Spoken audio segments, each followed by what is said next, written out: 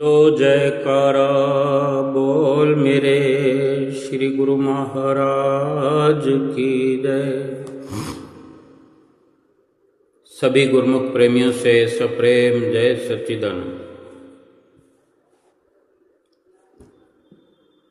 इंसान कितने भी भक्ति मार्ग में तरक्की कर चुका है, कितने भी उन्नति कर चुका है, प्रशंसा प्राप्त कर चुका है, यानी हमने आज तक जितनी भक्ति प्राप्त की है, उन्नति प्राप्त की है, तरक्की प्राप्त की है, एक गहराई से अपने आप के बारे में विचार करें कि हम जहाँ भी पहुँचे, जो भी हैं, जैसे भी हैं, और समझते हैं कि भक्ति बहुत की है,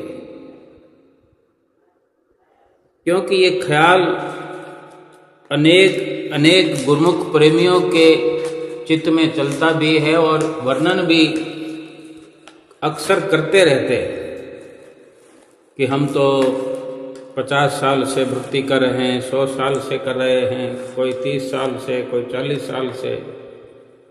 एक भाव बना रहता है कि मैं बहुत पुराना भक्ति में जुड़ा हूं। लेकिन महापुरुषों के बड़े ही सुंदर वचन हैं हर किसी गुरुमुख के लिए, हर किसी प्रेमी के लिए। महापुरुष ये साधारण और सरल वचन इस भक्ति और परमार्थ के मार्ग पर और अधिक उन्नति करने के लिए और एक विशेष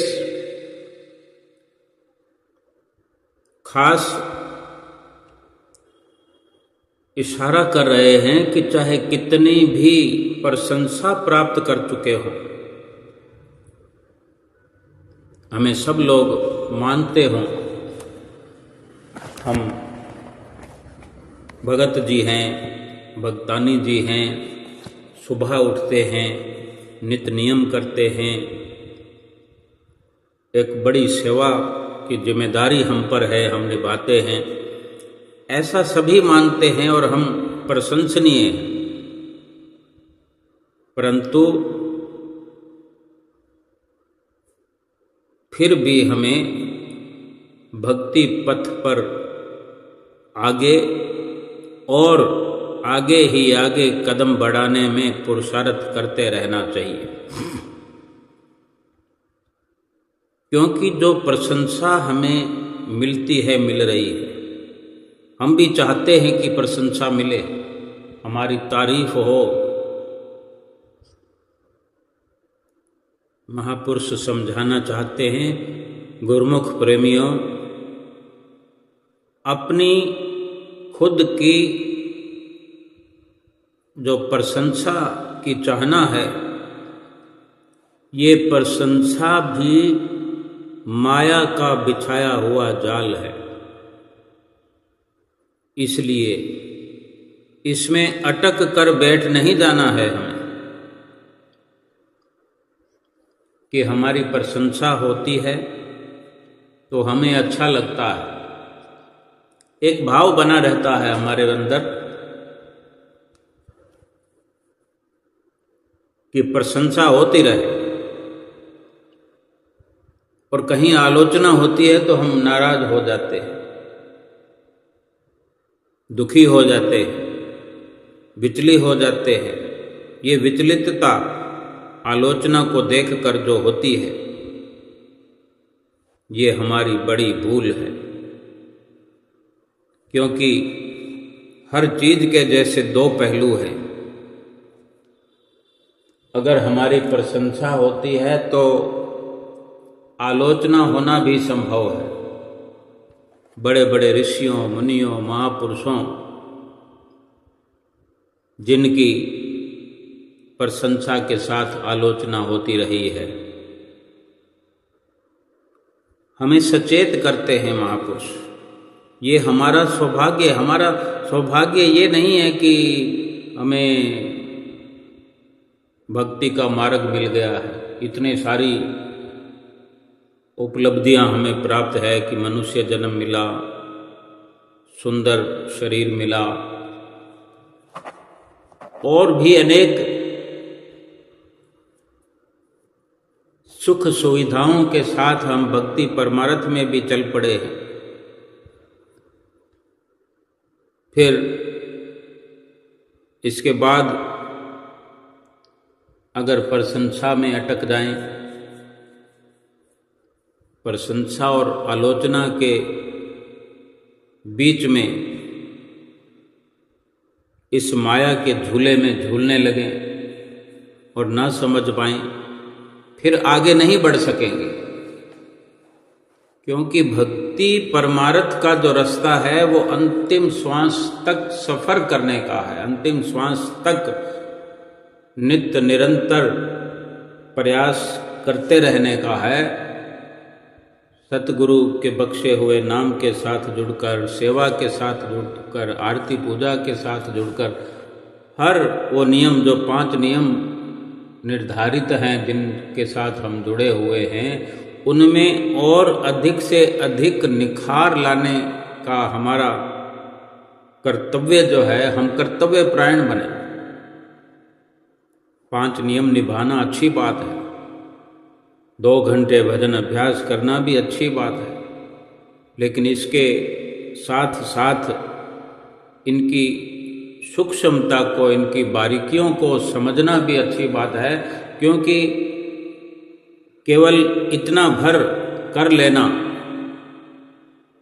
नियमों की परिपक्वता नहीं है, बल्कि हर एक नियम को बड़ी गहनता से, सूक्ष्मता से जांच करना, समझना, इनकी गहराई में जाना, इनमें खो जाना। गुरुमुख प्रेमियों, जिस प्रकार पहला नियम है श्री आरती पूजा का, श्री आरती पूजा को कभी शुद्ध बुद्ध संसार से भुला करके, अपने ख्यालों को, अपने चित्त को पूरी तरह आरती पूजा में लगाकर, यानी आरती पूजा के होकर रह जाए, आरती पूजा में खो कर रह जाए। आरती पूजा करते हैं, लेकिन आरती पूजा करते हुए आरती पूजा के हो जाए उतनी देर के लिए, तो क्या नुकसान हो जाएगा, क्या घट जाएगा। लेकिन आरती पूजा मुकम्मल रूप से हो जाएगी। हमारी सुरती श्वास श्वास करके, पल पल करके, घड़ी घड़ी करके, रति रति करके आरती पूजा में लगी होगी, तो उतना समय संसार से जो विमुखता है, संसार से जो एकाग्रता है, ये हमें उतने वक्त में धुरधाम से जोड़ देगी, धुरधाम तक पहुंचा देगी। वो वक्त हमारा धुरधाम में रहने का पूर्ण रूप से एक प्रूफ हो जाएगा कि हम इतना समय प्रभु के धाम में रह करके आए। बिल्कुल भी इसमें संसार की लिप्तता लेश मात्र भी नहीं है। तो अपना निज धाम संवारने में हमारा वो पूरा वक्त खर्च होगा। ऐसे ही सेवा का नियम है। हम सेवा करते हैं, जब जब भी हम सेवा करते हैं थोड़ी थोड़ी देर में हमें घर का ख्याल आता है, दुकान का ख्याल आता है, बिजनेस का ख्याल आता है, अपनी कंपनी का ख्याल आता है, वहाँ के लोगों का ख्याल आता है कि नहीं? विचार करके देखिए कि मन जो है लगातार उड़ता रहता है, घूमता रहता है। जैसे कोई पक्षी एक पेड़ पर होकर भी डाल डाल पर बैठ करके हर डाल का अनुभव करते हुए फिर दूसरे पेड़ों पर छलांग लगाता है। पूरे जंगल में, पूरे बाग में इधर से उधर, एक पेड़ से दूसरे पेड़, दूसरे पेड़ से तीसरे पेड़, यानी उसकी एक जगह की प्रमुखता सिद्ध नहीं होती कि वो किस पेड़ पर मूल रूप से खास करके किसी पेड़ का उसने साथ पाया हो, मुकम्मल तौर से कहीं अपने आप को रख पाया हो, कहीं का हो पाया हो। इसलिए ये विचार करना हमारे लिए जरूरी है कि हम कितना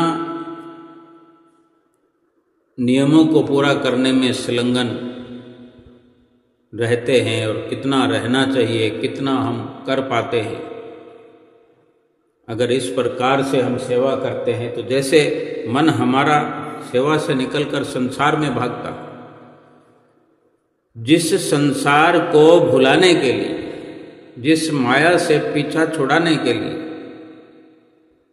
जिस प्रकार संसार की लिप्तता से निकालने के लिए सेवा का हमें अवसर दिया गया है, सेवा हमें बख्शी गई है, उसी संसार में फिर मन भटकता रहेगा तो फिर सेवा का लाभ तो न हुआ।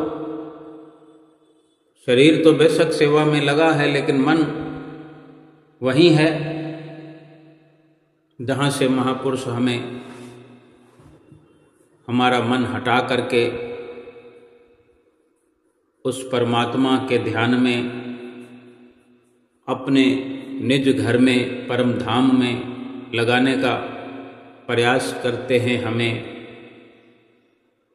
आगे बढ़ाने के लिए जो सेवा का मार्ग ये खोला है, मन को अगर उड़ाना है, मन को इधर से उधर भगाना है तो सेवा करते हुए सेवा बख्शने वाले सतगुरु के ध्यान में लगाएं।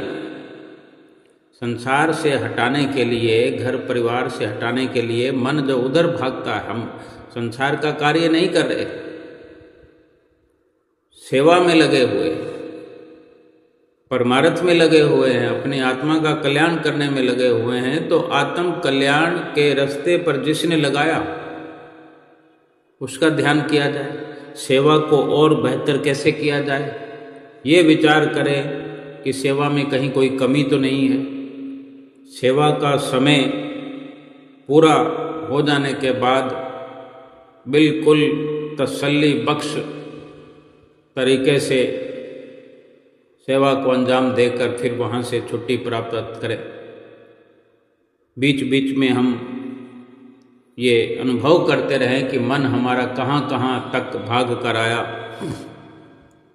उसी के लिए विचार करें कि ये मन कैसे मुकम्मल तौर से सेवा का लाभ उठाने में हमें सफलता दिलाए। मन को कैसे हम पूर्ण तौर पर सेवा में लगा सकते हैं। उसके लिए यही है कि श्री दरबार में सेवा कर रहे हैं तो श्री दरबार के साथ पूर्ण तौर अपनी सुरती को, तवज्जो को, अपने मन को जोड़ दें। श्री दरबार की रचना के बारे में सोचें। हाथों पाँवों से सेवा करना, बल्कि महापुरुष तो इतना तक हमें आगाह करते हैं, शास्त्रों में भी वर्णन आया है कि कर से कर्म करो विधि नाना, मन में राखो कृपा निधाना, कि अगर संसार के कार्य भी हम करते हैं तो हाथों पाँवों से करें और मन को उस कृपा निधान परमपिता परमेश्वर सतगुरु के चरणों में लगा कर रखें, अपना ध्यान सतगुरु की याद में लगा के रखें। और जब समय ही हमारा सेवा में है, जो सेवा का समय है, हमने मन से दिल से स्वीकार किया है, उस नियम की पालना को कर रहे हैं, कितना कोई सेवा करेगा। अगर श्री दरबार में पहुँचे हैं तो कुछ दिनों के लिए, कुछ महीनों के लिए, 1 महीना भी अगर हम मान लेते हैं, 1 महीना अगर सेवा कर रहे हैं तो फिर जाने कब आना होगा। ये महीना जो हमारी ये संकल्पित है, हमने संकल्प कर लिया है, सेवा की शुरुआत की है, 2 दिन हुए हैं, 4 दिन हुए हैं, धीरे धीरे तो मन वहाँ से उबने लगता है, घर की ओर भागने लगता है। हम क्या पता कितनी दूर से आए हैं, 100 किलोमीटर से आए हैं, 200 किलोमीटर से आए हैं, 500 किलोमीटर की दूरी से आए हैं, 1000 किलोमीटर की दूरी से आए हैं।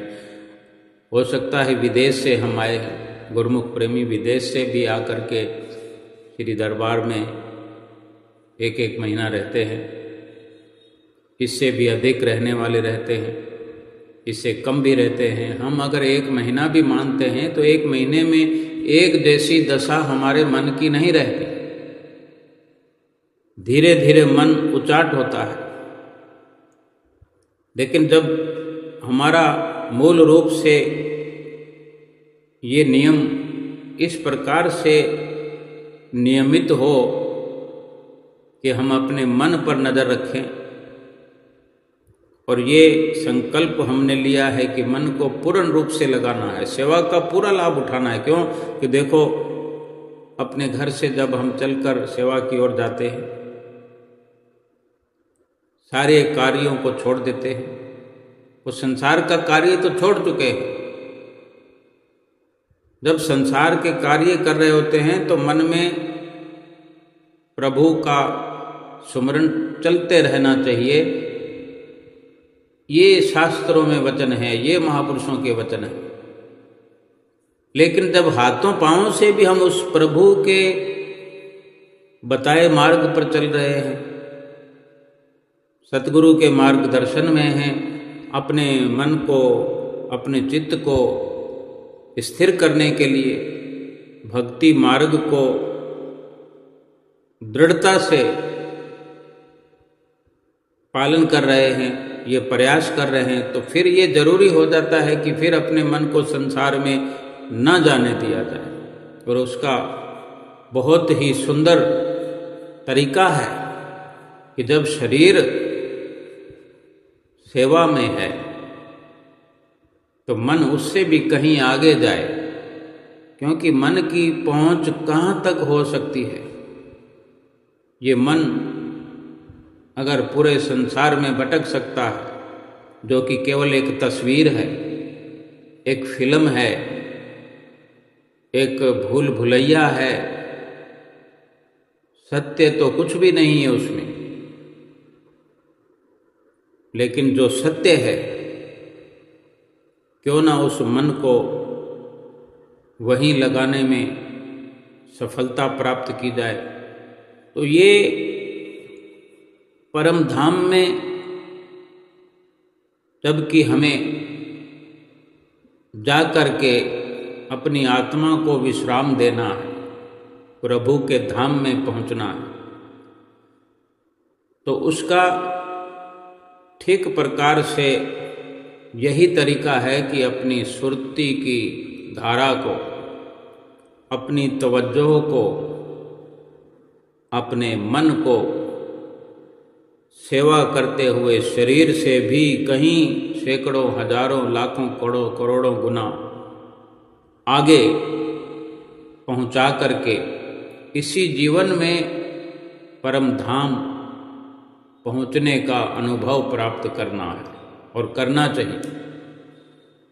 और इसी के लिए खास कर श्री गुरु महाराज जी ने, हमारे श्री परमहंसों ने इसी धरती पर परम धाम को उतार दिया है।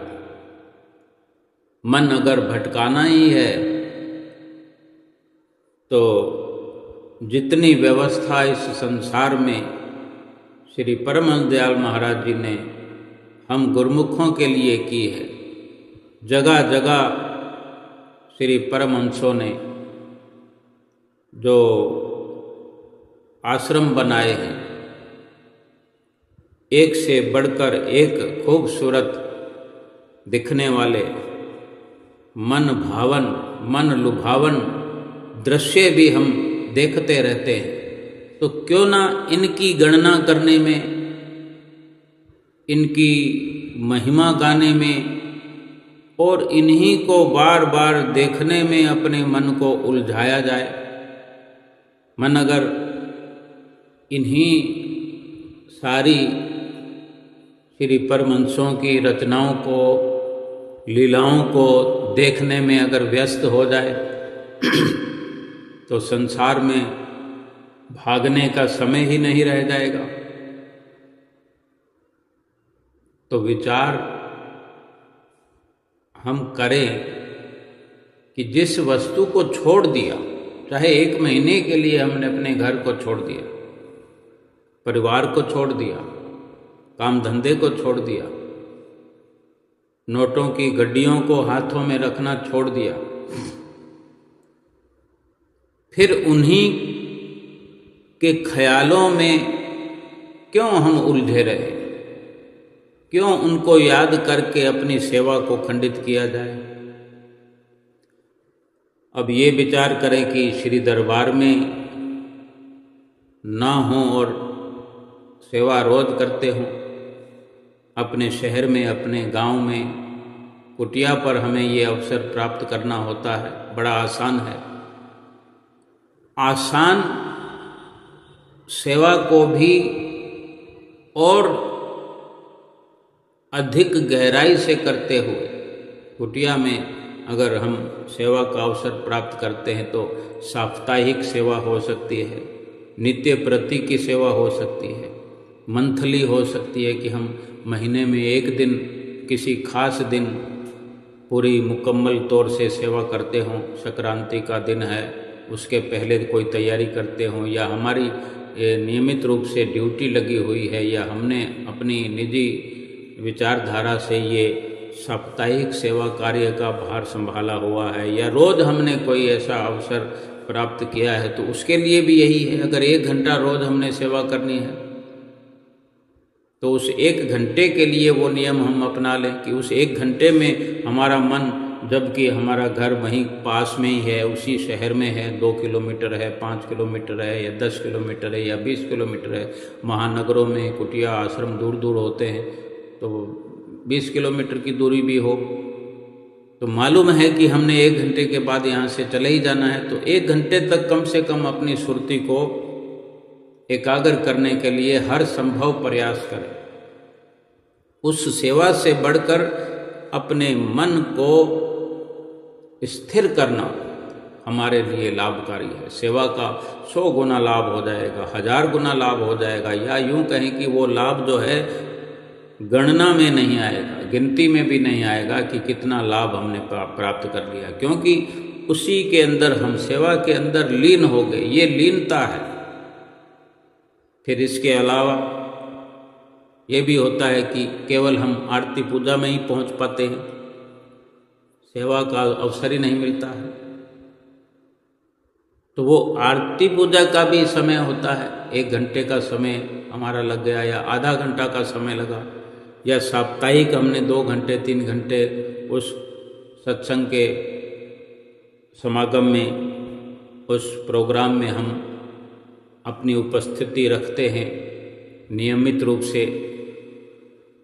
अगर साप्ताहिक है या मंथली है तो लीनता बहुत ज़रूरी है कि जिस चीज़ को छोड़ दिया जाए जितनी देर के लिए, क्योंकि ये भी विचार करना है गुरुमुख प्रेमियों कि इंसान जब शरीर छोड़ देता है, शरीर छूट जाता है,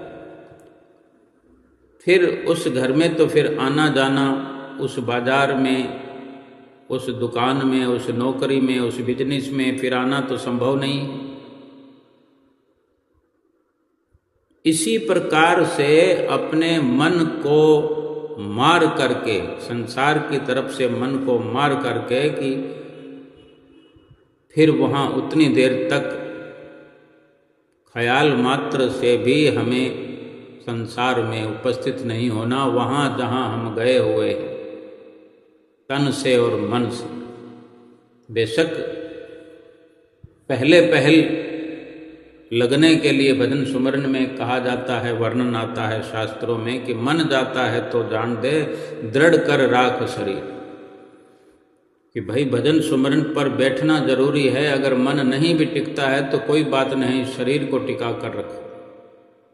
मन धीरे धीरे टिक जाएगा, जहाँ शरीर होगा वहीं आकर मन रहेगा। तो इसके लिए दृढ़ संकल्प, दृढ़ निश्चय अगर हमारा होगा तभी सफलता हमें मिलेगी। अगर मन भागता ही रहा, जीवन भर भागता ही रहेगा, फिर सफलता कैसे प्राप्त होगी? इसी के लिए ये 5 नियम बने हुए हैं। और फिर मन को केवल हम कुटिया में सेवा कर रहे हैं या दरबार में सेवा कर रहे हैं, मन को भागने से रोकना है, तो इसके बाद कहीं ना कहीं ये गहराई भी समझने की ज़रूरत है कि मन को अपने अंदर भी स्थिर करना है। क्योंकि 24 घंटे की एक जो परिपक्वता है वो अपने ही भीतर मन को एकाग्र करना है, अपने ध्यान की लीनता अपने अंदर होनी चाहिए। ये भी एक अपनी बहुत बड़ी सेवा है। ये बाहर सेवा करते करते करते करते सूक्ष्म रूप से अपने मन को, अपनी सुरती को, अपनी तवज्जो की धारा को अंतर्मुखी जो करना है, ये वास्तव में मन की बड़ी ऊंची और सच्ची एकाग्रता है कि मन हर वक्त अपने ही अंदर लग करके रह जाए। अपने भीतर ही तो सब कुछ है। अब तक जो हम ये चर्चा कर रहे थे कि ये सतगुरु ने हमारे लिए माध्यम बनाया है, अपने मन को, अपनी सुरत को अपने भीतर ले जाने के लिए। अगर संसार से सुरत, ये मन हटेगा तभी तो भीतर लगेगा। तो संसार से हटाकर स्थूल रूप से, बाहरी रूप से ये सारे जो दृश्य हम देखते हैं, श्री आनंदपुर धाम हो या श्री प्रयाग धाम हो या हमारे शहर में, गांव में, नगर में बने हुए छोटे आश्रम हो, ये रचना इसीलिए श्री परमहंस दयाल महाराज जी जो रचनाकार हैं, उन्होंने रचाई है कि मन संसार से हटे, परिवार से हटे, कारोबार से हटे, बाल बच्चों से हटे, यानी मुकम्मल तौर पर मन जो है माया की गुलामी से हट जाए और अपने ही भीतर अंतर्मुखी होकर भक्ति में, परमार्थ में लीन हो जाए। क्योंकि सेवा के साथ सत्संग का नियम है, सत्संग के साथ दर्शनों का नियम है, दर्शनों के साथ भजन अभ्यास का नियम है। अगर इस प्रकार से हम अपने मन को श्री आरती पूजा में जोड़ते हैं, एकाग्र करते हैं, फिर सेवा में एकाग्र करते हैं, सत्संग में बाहरी रूप से जो सत्संग है वो भी, और जो सत्संग का असली मकसद है, सत्संग का असली जो समझाना है महापुरुषों का कि सत्य का संग करना है, सत्य का व्यवहार करना, सत्य बोलना, सच का सौदा, सच का व्यापार। जितना भी हम अपने मन को सत्य का संग कराने में लगे रहेंगे, संसार का कार्य बखूबी चलता रहेगा, घर परिवार भी चलता रहेगा। चित्त वृत्तियाँ लगा करके हम संसार में रहें या चित्त वृत्ति को उठा करके संसार का व्यवहार करें। क्योंकि चित्त जो है हाथ पांव से काम कर, चित्त निरंजन नाल। अलग अलग महापुरुषों की वाणियों में वही वर्णन आया कि हाथ पांव से काम करना है। संसार में जो जन्म हमें मनुष्य का मिला है, संसार में मनुष्य जन्म लेकर के आया है, तो कार्य व्यवहार करे हाथों पांवों से, लेकिन अपना चित्त संसार में भूल कर भी अटकाना नहीं है, क्योंकि संसार में अगर चित्त जुड़ जाता है तो फिर बड़ी मुश्किल हो जाती है। अगर जुड़ चुका है तो जो मार्गदर्शन हमें महापुरुष कर रहे हैं, ये इसी के लिए है कि हमारा चित्त संसार से जितना हटता जाएगा, भक्ति मार्ग में जुड़ता जाएगा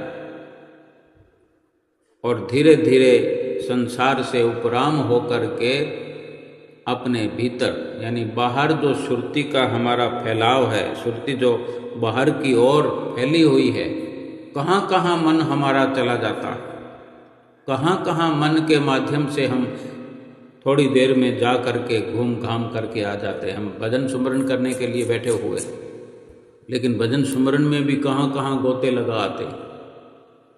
भजन सुमरन का लाभ कितना होता है और बाकी मन की दौड़ का लाभ कितना होता है, मन कितना सफल होता है भाग भाग कर। और जहाँ मन भागेगा, हमको भी तो भगा ही रहा है।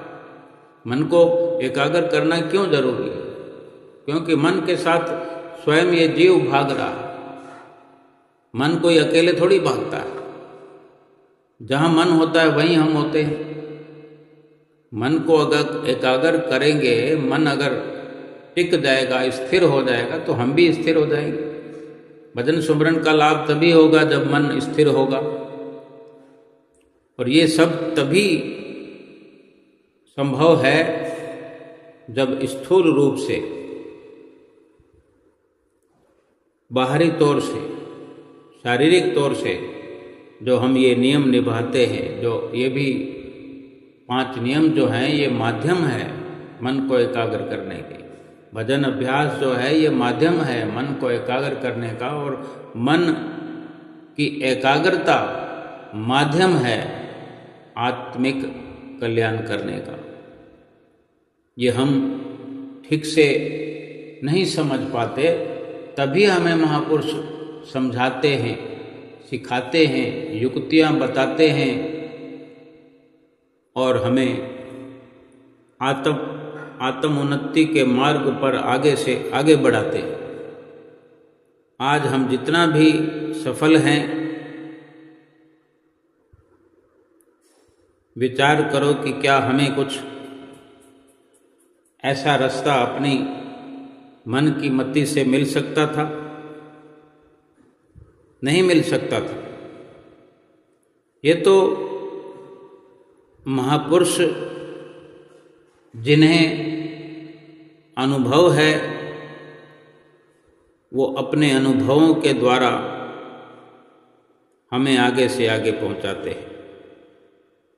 अपनी मर्जी से, अपने मन के कहने से हम ये सफलता प्राप्त नहीं कर सकते, कभी नहीं कर सकते। सतगुरु की शरण इसीलिए जरूरी है, सतगुरु का साथ हमें इसीलिए जरूरी है। संसार में तो कोई भी जीकर चला जाएगा। क्या जीना यही है कि यहाँ आए, संसार के अंदर वक्त गुजारा, बाल बच्चे परिवार बनाया, खाना पीना पहनना, धन पदार्थ जोड़ना, या गरीबी या अमीरी, कुछ भी अवस्था प्राप्त हमने कर ली, वो सब कुछ तो अपने आप हो रहा है। आज अगर कोई अमीर बना हुआ है तो वो कहता है कि मैंने इतनी अमीरी हासिल कर ली है, मैंने इतना धन बना लिया है, उसकी उपलब्धि है। फिर गरीब क्या कहेगा कि मैंने इतने जीवन में ये गरीबी धारण की है, ये गरीबी की सफलता मैंने प्राप्त की है। ये कुछ भी प्राप्त कर लेने वाली बात नहीं है, अपने आप हो रहा है। करने कराने वाली बात अगर कोई है तो वो है मालिक का भजन सुमरन, आत्मिक स्तर को ऊपर उठाना, अपनी आत्मा को निद्रा से जगाना, अपनी आत्मा को कहीं भटकी हुई है रूह, इस भटकती हुई रूह को परमात्मा के साथ मिलाना। आत्मा को कोई दुख है तो उसको सुख में तब्दील करना, ये करने कराने वाला काम है। बाकी तो जो हो रहा है वो अपने आप हो रहा है। कुदरत सबकी मददगार है, जिम्मेदार है। 84 लाख योनियों में कौन क्या कर रहा है। किसी भी गधे को, घोड़े को इंसान पकड़कर गधे को मिट्टी ढोने में काम में लगा दिया जाता है, घोड़े को टांगे में जोड़ दिया जाता है, घोड़े पर सवार होकर के अपना काम निकाल लिया जाता है। कितने ही तरह के पशु हैं, सब इंसान अपने अपने दिल दिमाग से काम ले लेता है उनसे। उन्होंने क्या किया, अपने आप हुआ ना। अगर इंसान भी यही सब कर रहा है, एक इंसान दूसरे इंसान को इस्तेमाल कर रहा है। देख लो, कोई कहते हैं हम नौकरी करते हैं, कहीं भी करते हो, कोई सरकारी नौकरी करते हो या प्राइवेट नौकरी करते हो, है तो नौकरी ना।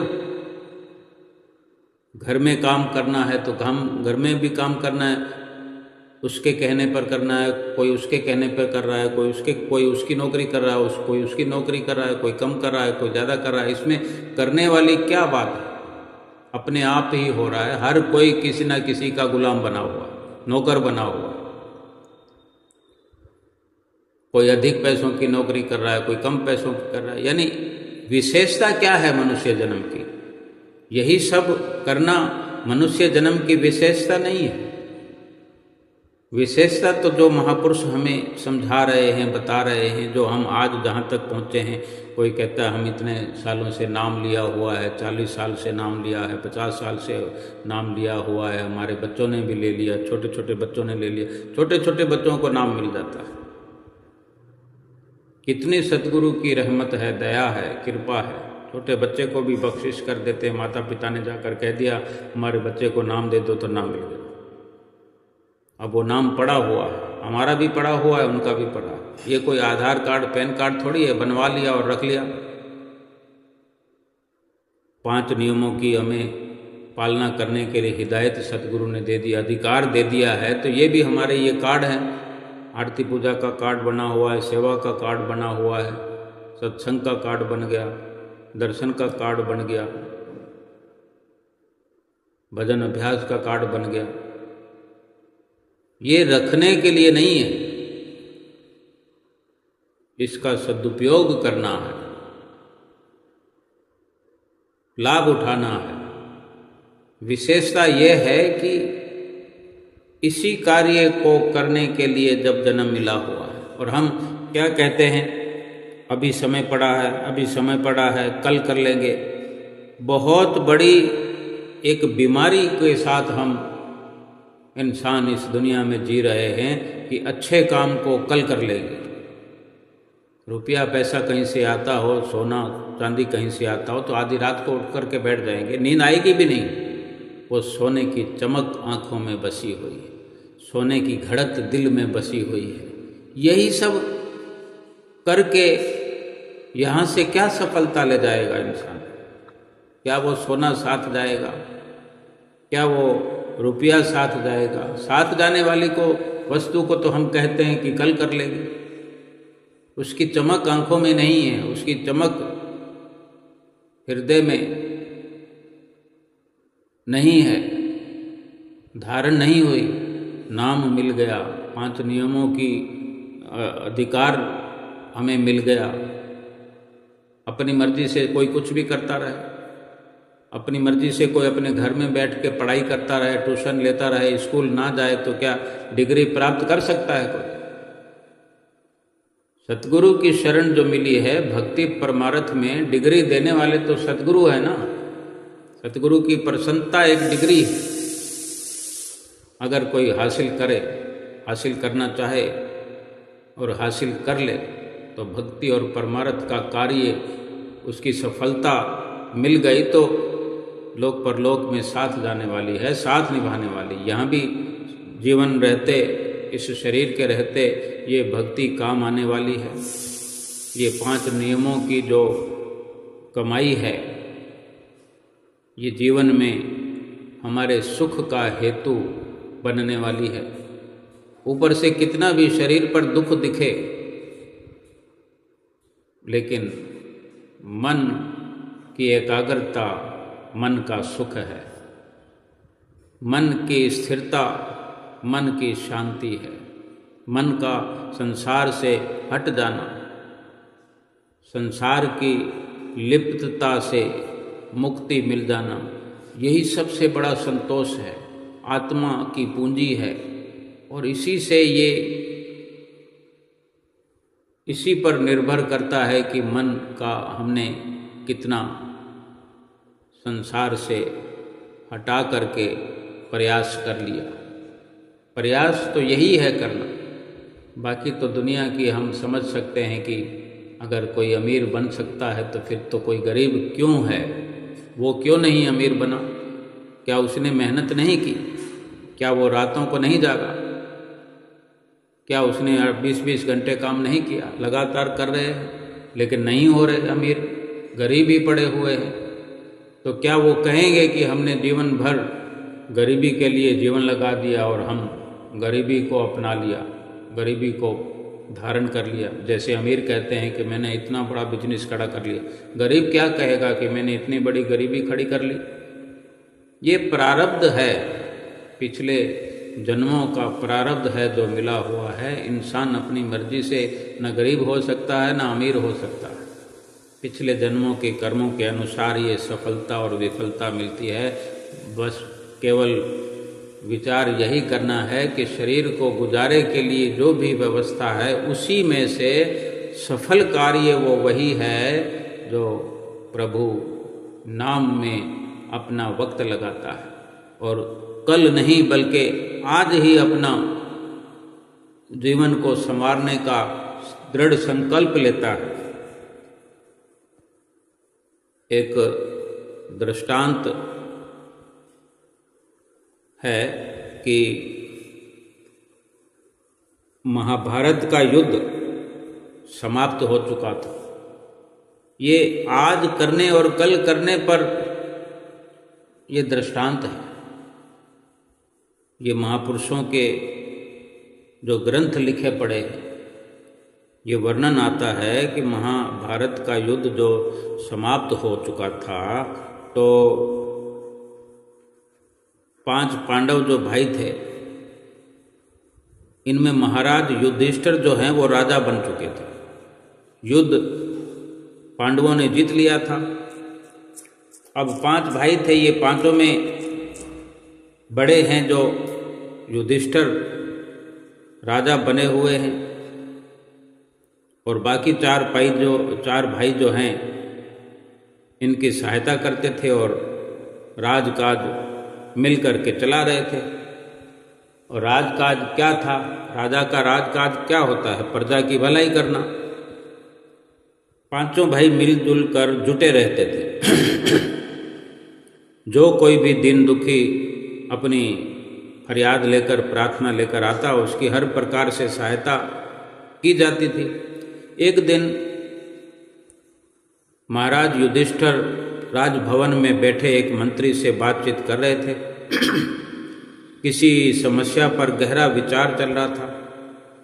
तभी एक व्यक्ति वहाँ पर पहुँचा और किसी की शिकायत कर रहा था। कुछ दुष्ट लोगों ने उस व्यक्ति को सताया था। उस गरीब व्यक्ति की, उस दुखी व्यक्ति की उन दुष्टों ने गौ माता छीन ली थी। उस पुराने वक़्त में यही गाय, भैंस, ऊँट, बकरियाँ, यही धन बड़ा होता था और यही चोर डाकू करते थे। किसी की गाय खोल लेते थे, किसी की भैंस चुरा लेते थे।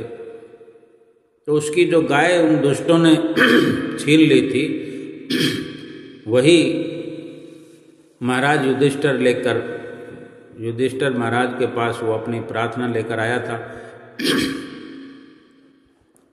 तो महाराज युधिष्ठिर जो अपने मंत्री के साथ बातचीत में व्यस्त होने के कारण उसकी बात को सुन नहीं पाए। उसको अवसर नहीं मिला, उसकी फरियाद सुनने का महाराज को अवसर नहीं मिला, तो इंतज़ार कर रहा था वो। और जब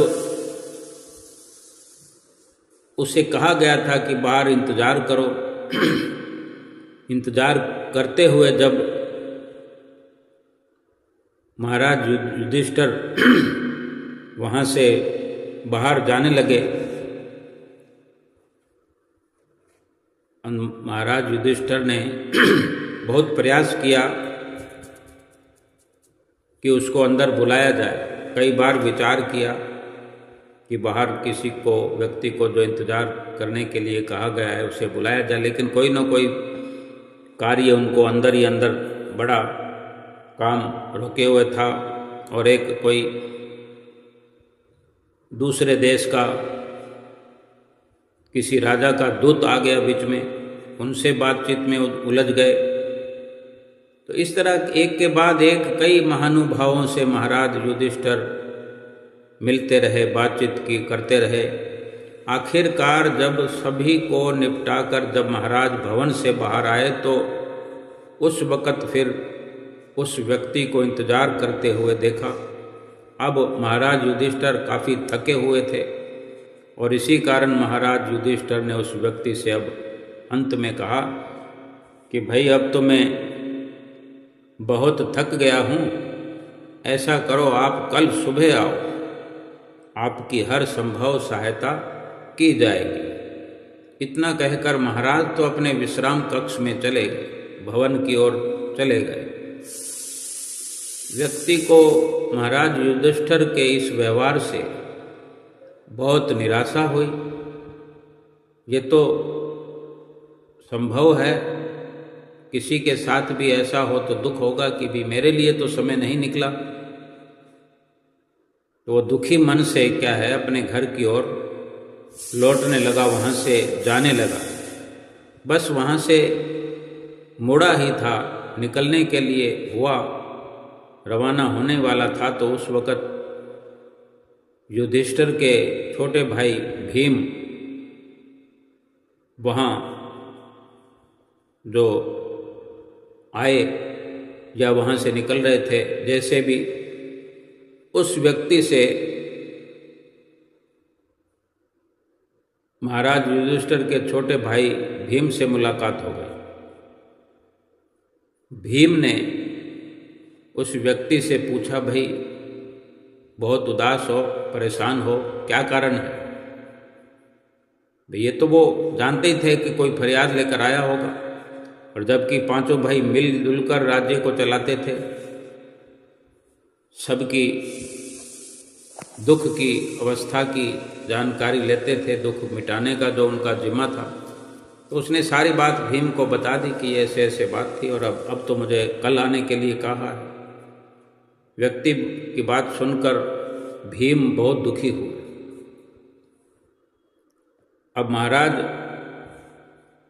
युधिष्ठिर तो चले गए, अब भीम जो दुखी हुए युधिष्ठिर के व्यवहार से कि हमारे भ्राता जो राजा हैं इस प्रकार से व्यवहार करते हैं। मन ही मन कुछ सोचा भीम ने, और फिर द्वारपाल को जाकर के कहा कि भाई तुम सैनिकों से कहो कि जो खुशी के अवसर पर ढोल नगाड़े बजाए जाते हैं राज दरबार में, तो उनको आदेश करो सैनिकों को कि उसी प्रकार ढोल नगाड़े बजाए जाए। अब आज्ञा का पालन हुआ। कौन किससे पूछे? महाराजाओं से कौन पूछे भाई कौन सा खुशी का अवसर है? बस आदेश की पालना हुई और ढोल नगाड़े बजने आरंभ हो गए। सभी द्वारों पर जो तैनात थे सैनिकों ने विजय के अवसर पर, खुशी के मौके पर बजाए जाने वाले ढोल नगाड़े बजाने शुरू कर दिए। और महाराज युधिष्ठिर अभी अभी तो अपने महल में गए थे, ढोल नगाड़ों की आवाज़ सुनी और उन्हें बड़ी हैरानी हुई कि नगाड़े क्यों बजाए जा रहे हैं। विश्राम कक्ष से बाहर आए, सोचने लगे कि कोई खुशी का अवसर भी नहीं है। अब कक्ष से बाहर निकलते ही उनका भी सामना भीम से हो गया। तो भीम से पूछते हैं, महाराज युधिष्ठिर अपने भाई से पूछते हैं कि ये जीत की खुशी में मनाया जाने वाला जश्न, जिस पर ये ढोल नगाड़े बजाए जाते हैं, ऐसा अवसर क्या हो गया है जो हमारी सेनाओं ने किसी दुश्मन पर विजय प्राप्त की है, या कौन सा खुशी का अवसर है जो ढोल नगाड़े बजाए जा रहे हैं। तो भीम ने बड़े नम्रता से उत्तर दिया, महाराज हमारी सेनाओं ने तो किसी दुश्मन पर विजय प्राप्त नहीं की। तो महाराज ने कहा, फिर ये ढोल नगाड़े क्यों बज रहे हैं? बड़े हैरान होकर पूछते हैं। तो भीम कहते हैं कि पता चला है कि महाराज युधिष्ठिर ने काल पर विजय प्राप्त की है। तो भीम की बात सुनकर महाराज और भी अधिक हैरान हुए। उन्होंने फिर पूछा कि मैंने काल पर कौन सी विजय प्राप्त की है, तुम क्या कहना चाहते हो? तब भीम ने महाराज की आंखों में देखते हुए कहा, महाराज अभी कुछ थोड़ी देर पहले ही आपने एक व्यक्ति से कहा कि कल आना, आपके साथ कल न्याय होगा, आपकी मदद की जाएगी। इससे तो यही सिद्ध हो गया कि आपको पता है कि आज आपकी मृत्यु नहीं हो सकती। आज तो काल आपका कुछ बिगाड़ नहीं सकता, क्योंकि आपने काल पर विजय प्राप्त जो कर ली है। और यही सुनने के बाद मैंने सोचा है कि जब आपने काल पर विजय प्राप्त कर ली होगी, नहीं तो आप उस व्यक्ति को ऐसे थोड़ी कहते कि कल मिलने के लिए आना। अब अगर वास्तव में आपने काल पर विजय प्राप्त कर ली है तो इससे बढ़कर विजय और क्या हो सकती है। और यही सोचकर मैंने गाने, ये ढोल नगाड़े बजाने की आज्ञा दी है उन्हें। तो भीम की बात सुनकर महाराज युधिष्ठिर की आंखें खुल गई, उन्हें अपनी भूल का एहसास हुआ। तभी उन्हें पीछे खड़ा व्यक्ति वो दिखाई दिया फिर से कि वो व्यक्ति अभी वही है जिसको कल के लिए बुलाया था। उन्होंने उसकी बात उसी वक्त सुनी और उसकी सहायता का आवश्यक प्रबंध उसी वक्त करवा दिया।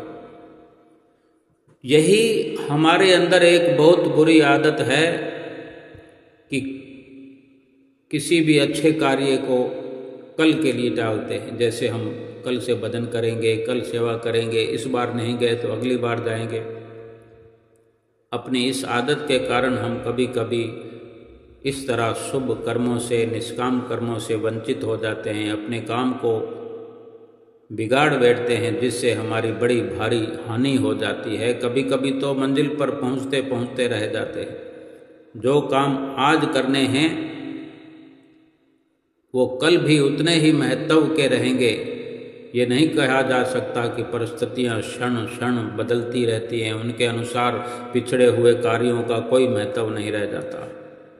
भाव इतना ही है कि जो हमें 5 नियमों की पालना के लिए जिम्मेदारी दी गई है, जो सतगुरु ने नाम हमें दिया गया है, ये आज के आज अपने जीवन में उतारते हुए श्री आरती, पूजा, सेवा, सत्संग, सुमरन, दर्शन, ध्यान, 2 घंटे भजन अभ्यास नित्य प्रति करते हुए, सतगुरु के वचनों का पालन करते हुए अपनी आत्मा का कल्याण करना है। बोलो जयकारा, बोल मेरे श्री गुरु महाराज की जय।